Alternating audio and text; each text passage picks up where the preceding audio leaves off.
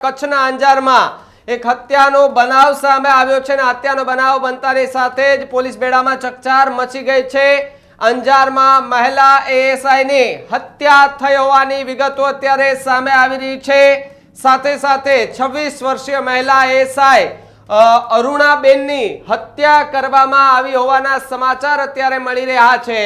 અંજારમાં પુત્ર મિત્ર દ્વારા આ હત્યા કરાઈ હોવાની વિગતો અંજારથી મળી રહી છે। સાથે સાથે આરોપી યુવક મણિપુર સીઆરપીએફમાં ફરજ પર હોવાની વાત જે છે તે પણ જાણવા મળી રહી છે। સૌથી મોટા સમાચાર કે જ્યાં જે અરુણાબેન છે તે મૂળ સુરેન્દ્રનગરના રહેવાસી હતા અને એમની હત્યા કરવામાં આવી હોવાના સમાચાર છે।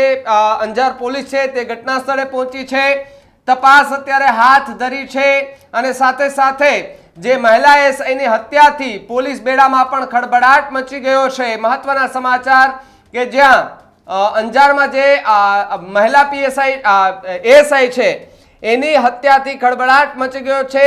પોલીસે આરોપીને પકડવા માટે ચક્રો પણ ગતિમાન કર્યા છે। અવારનવાર આવી ઘટનાઓ બનતી હોય છે ત્યારે આ ઘટનામાં શું નવું તથ્ય બહાર આવે છે એ પોલીસ તપાસ કરે ત્યારબાદ જ ખબર પડશે। પરંતુ અત્યારના સૌથી મોટા સમાચાર કે જ્યાં અંજારમાં મહિલા એએસઆઈની હત્યાથી ખળભળાટ મચી ગયા હોવાના સમાચાર અત્યારે મળી રહ્યા છે।